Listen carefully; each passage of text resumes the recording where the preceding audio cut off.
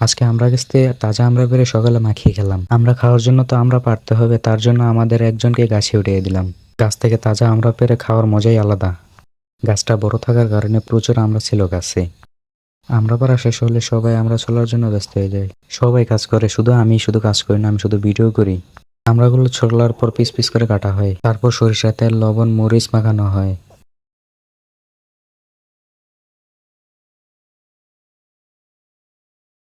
Mix করার পর আমরাগুলোকে এত সুন্দর লাগছে দেখতে, যা বলার বাহিরে। কিন্তু মিক্স করার পর এই সুন্দরতা থাকেনি, সবাই আমরাগুলোকে কারাকারি করে নিয়ে যাচ্ছিল। মনে হচ্ছে যে এখানে তৃতীয় বিশ্বযুদ্ধ শুরু হয়ে গেছে।